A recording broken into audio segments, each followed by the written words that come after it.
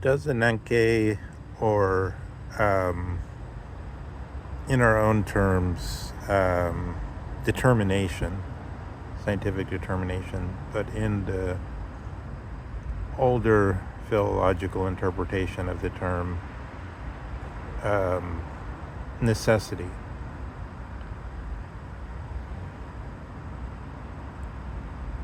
stand in primitive contrast with the Moira, or the spinner/spinners. So, I mean, there's certain people that say we constantly, in a certain way, have to have presuppositions, and so this could be a presupposition. There's a war between the necessityists in a very primitive way with the, or the people that say there should be a philosophy of necessaryism, as against a philosophy of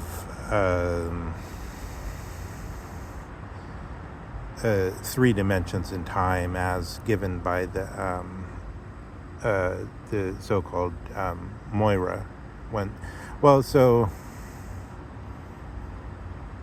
Let's say as necessityism as against spinnerism, but spinnerism, that's the inadequate way to defining it, because the spinner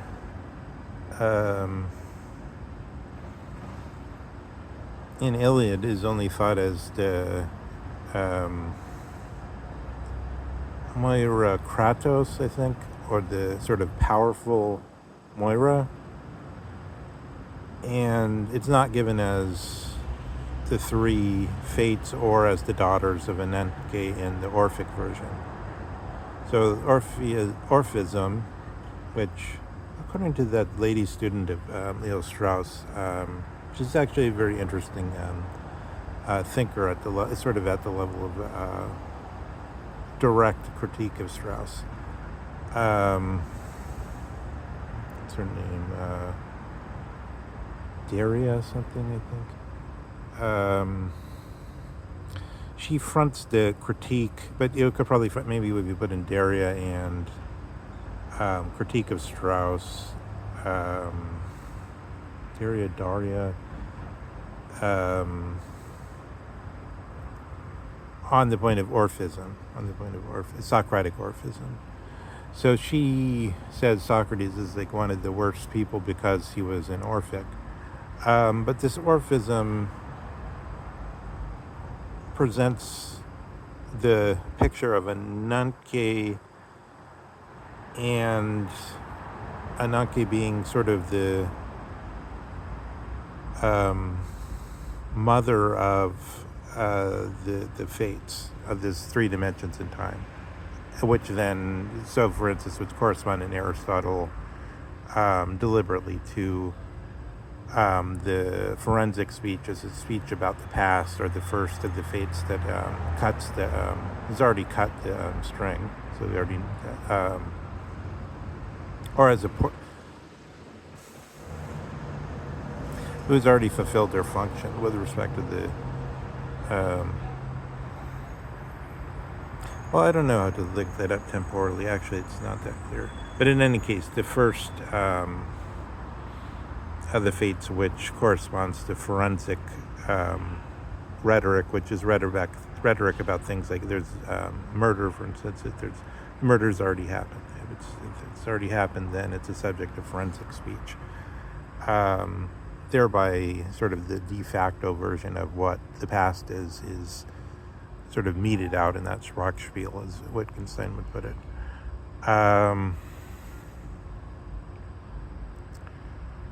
That version only comes in also with the heightening exactly at the moment of Draco of Salone, of the moment when mens rea becomes a real factor in trials rather than the strict liability, as we'd now call it. In other words, he did this thing, therefore he's guilty. We don't look for the matters of culpability in the current sense. We don't try to see what the mentality was. Distinguish between degrees of murder by like how long they had spent deliberately planning for this and things like that, or whether it was a spontaneous act brought on by the factors of the moment, or even totally unconscious and therefore just manslaughter rather than murder or something like that. This whole mysticism of the classical origin of ethics, of ethics epistemes, as sort of, it rises up just at that moment, okay? And then you get a distinction between ethics as about us, supposedly, and physis, which is also a new patent invention at the time. Physis being given a specific meaning. Physis as about the whole world, about where animals are, where the study of plants happens, where the study of the stars happens.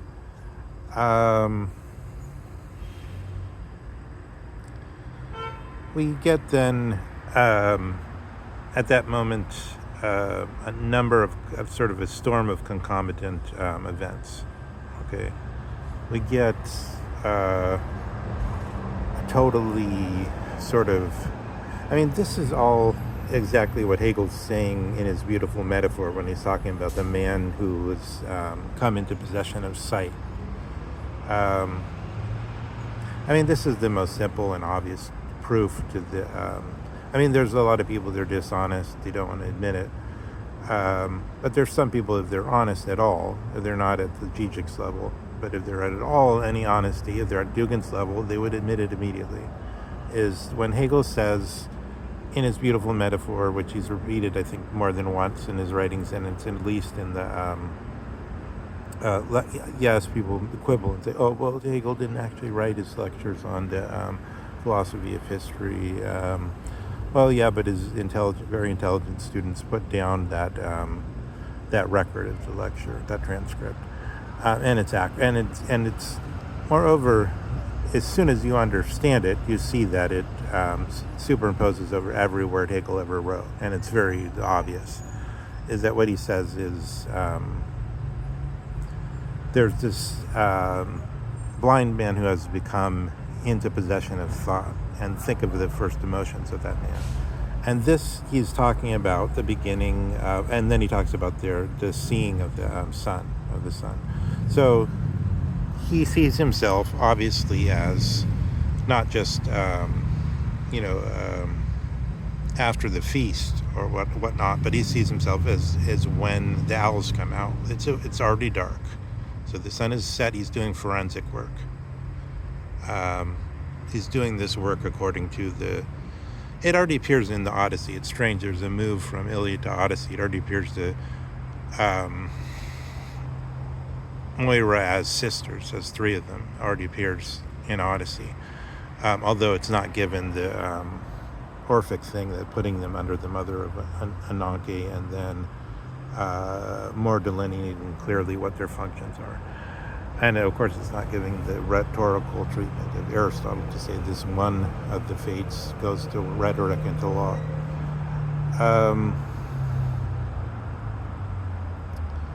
We have before that time, interestingly, in Iliad, but see, Iliad is difficult because it's the strata we're dealing with, like a geological cross-section. We could identify the different times sometimes, because they talk about a wagon of a certain kind, or a chariot, I think, is a specialist thing. It's like, if they talk about a chariot in a certain way, then sort of a rough date around when it was composed. But since this thing was being composed over more than 1,000 years, it's kind of hard, and it's probably yeah, when you're going back into the second millennium BC, it gets, yeah, you could have way more archaic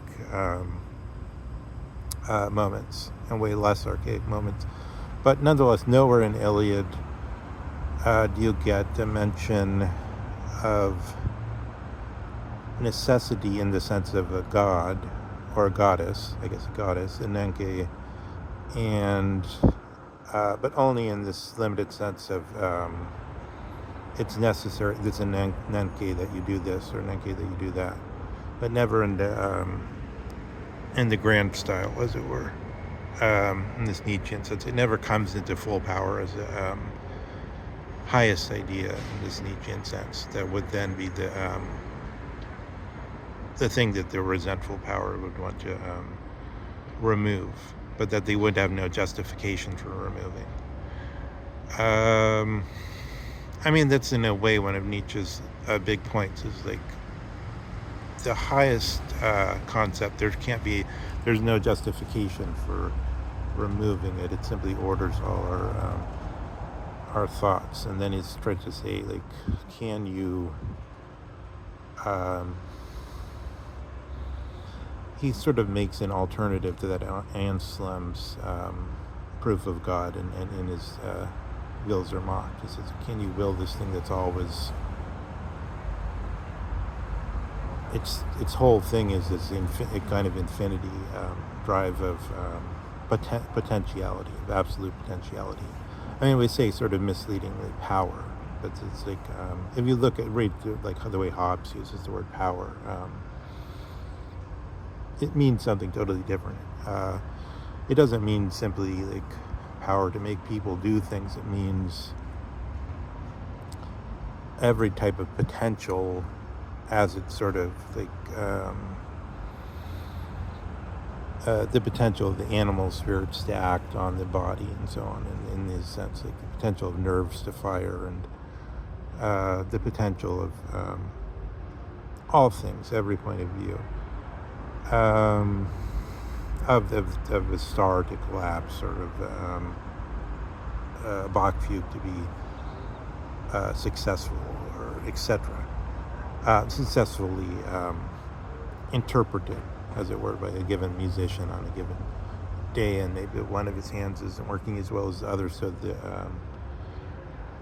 the dreaded counterpoint doesn't reach the level of emotion that the actual musician feels on that day, just for some gross physical mishap of the pinky of the left finger being in a splint, for instance, and then you won't really get the essence of the most fresh, all the freshness and the newness of a real interpretation of that Bach-fugue, right? So let's try to thematize this split in the war of this split, which I designated first as the necessityism, indicating to people that think that necessity is the more solid presupposition, and then sort of corresponding to the current scientific attitude, so-called, of when they talk about super causation based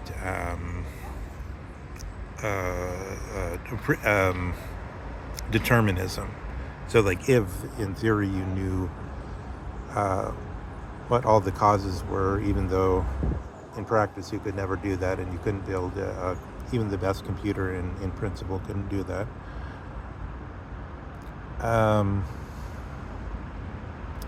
Sort of like almost like a set theory problem. Then you get the notion of the determined world, or the Ananke necessary world. Now, likewise, in Iliad, Zeus. So in Iliad, Ananke doesn't exist, and so I'll show you the illustration of that. Is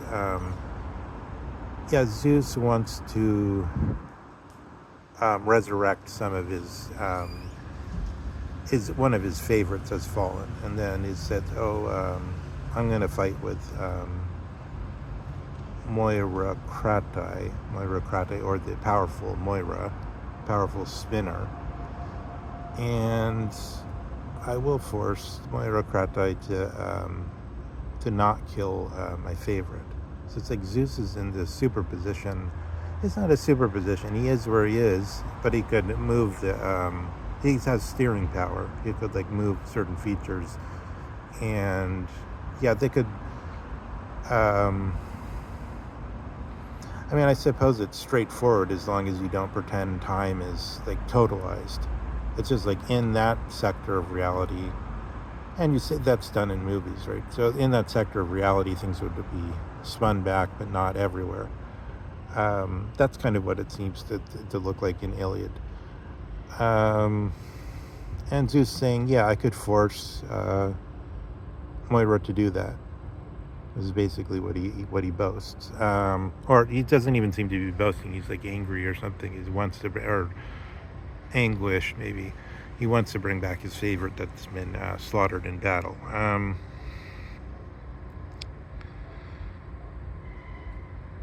But then he's people sort of wring his coattails or whatever, and they beg him not to do it because it's going to bring disorder, and he's not that type of guy that's sort of like that. He's God, he's in bliss. He doesn't need that sort of Maoist interesting times thing. And so he says, okay, I won't do it. But here we have this indication that the Theos is still thought is in this sort of retroactively in Catholic terms, it's thought of as having this potentia absoluta rather than the potentia ordinata, or the intelligently laid out rules of God's mind of the eternal truth, as of the triangle example in Thomas.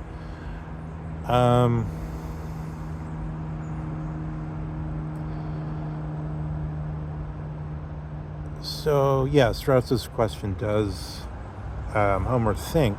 I seem to see some thinking in Iliad, Odyssey. I mean, this trick of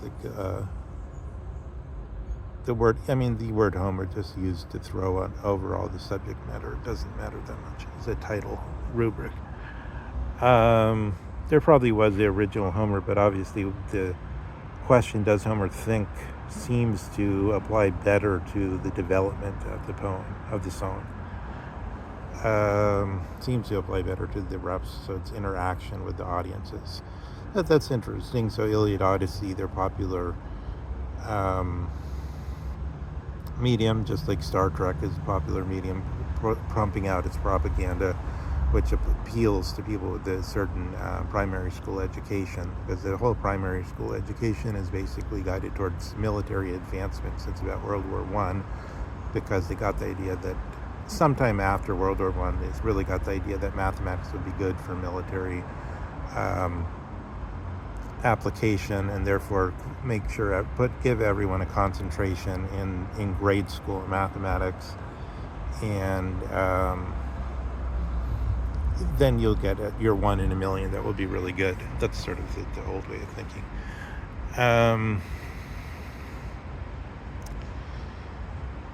So yeah, you have this situation where I think, due to a specific type of education, a specific type of what you're calling, like, people seek this type of entertainment. Well, yeah, because they're sort of they're sort of aware of that subject, they're aware of it, they're sort of already primed towards it. They're already primed towards that type of subject matter. It's sort of a good proportion of people find it already an interesting, they have a certain sensitivity to it, which addicts them to it from grade school onward, from their early education as it was given, because of the considerations of keeping a strong state. So yeah, the technological essence, this one culture opening up, this one Dasein opening up everywhere on the globe, no matter how much one tried to resist that. But on the other hand, being so the one culture which is no longer a single culture, but dissolving in this technological wissen or essence,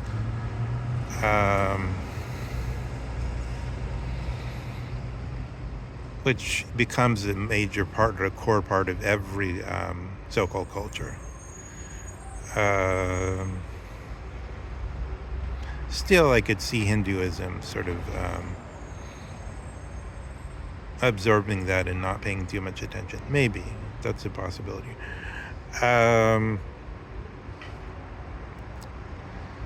But in any case, I think this Agori, talking loosely, forces of the idea of necessityism and this other counter idea of take three tensesism, let's call it take three tensesism, a fugue in time, three tenses and space, so-called space-time, the Einstein version. I mean, this is a ridiculous technical invention of Einstein just for solving certain problems. And then it's taken, it's taken seriously, of course, because it has, it's a real way of modeling things, but it's in a way like there's lots of real ways of modeling things, including the Schrodinger way, which is also being taken seriously and has a certain right to be taken seriously.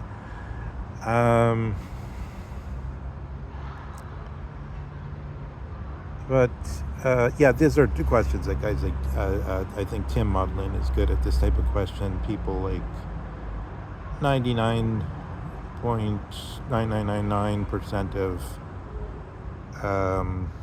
popular presenters of physics, including those two guys that debated on Piers Morgan.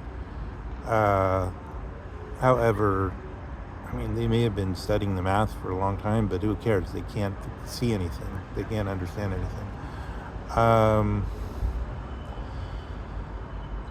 Most people just suck at thinking about physics. So Tim Maudlin is an example of somebody that's actually pretty good at it. But of course, all these guys that are famous from early 20th century avant-garde physics, as it were good at it. But okay, let's I just wanted to try to fix that. You see how many directions there are. Like there's all this textual directions, philological problems. There's problems in physics there. There's probably problems in botany there. There's a lot of density, and has to do with the Iliad, Odyssey, and has to do with this division between the people now talking about in a specific way of a specific type of necessity they call determinism, and it has to do with the question of whether, I'll just end it sort of poetically, the other side of it is it more primordial than necessity, or is it more primordial to split into three tenses, so that in a certain way, the determinism, that sort of so-called glass box time, or however it's called, what it wants to say, so since it's reducing time, it could either go the Einstein way and reduce, I say, but it could make time equivalent to space. Or what it can do is say that time is a metaphor of some way. It's a way of clearing our thoughts, and so our actions. Time is a metaphor, but time is not something like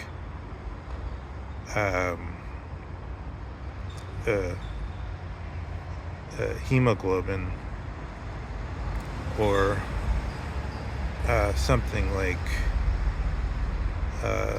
iron phosphate that casts a shadow. this determinism version has to, I think, defeat timism.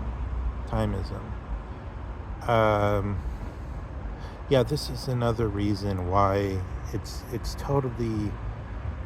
I mean, one, if you're reading Sein and Zeit, if you're reading Being in Time, I would say, yeah, it's fine to go in and read it just on your own, just if you want to read it on your own. But then you should immediately sort of realize, if you don't want to just spend a lot of time thinking about things that then, like 20 years later, you'll realize you missed something, I would quickly go to the Thomas Sheehan version of Sein and Zeit, which is basically his personal interpretation after 50 years of study of and seeing Heidegger's whole work and then saying, this is what Heidegger was trying to get at. That's his interpretation. And then you see absolutely correctly that what Sheehan sees in Sein and Zeit is three deconstructive actions, deconstruction of, and that's why the word transcendental is mentioned, by the way, because he's deconstructing Kant, he's deconstructing Descartes, and he's deconstructing Aristotle. Aristotle does not, the Sein-Frage has to obviously include this timism problem, this question of whether tenses exist, this question of whether we can truly distinguish on the one side, as against, Arendt's favorite quote of that drunken, whiskey drinking American writer Faulkner, who also wrote for the movies, that the past is never gone. It's not even past. In one sense, just because the built world of proficiency is around us, so that it's not like just. Yeah, you have to do a lot of work to kind of like scrub out the past. It's not that easy. It's like you have to remove names from buildings and stuff. And then there's a lot of talk about why do you remove that name from the building? And so the past doesn't just go away. The past is not even past. And that hard sort of materialist,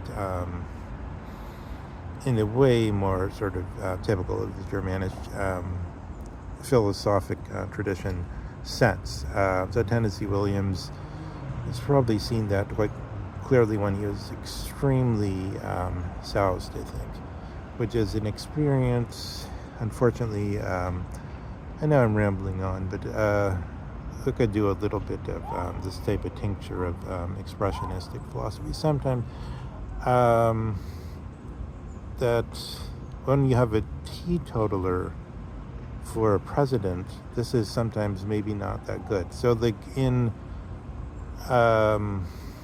so we did the juxtaposition. Everything's kind of in the video, but it just ended by reminding people of what most people have already heard often. Of course, that in Herodotus, there's this version of the deliberation as happening through deliberating once while blind drunk and then deliberating another time while sober. Why is that wrong?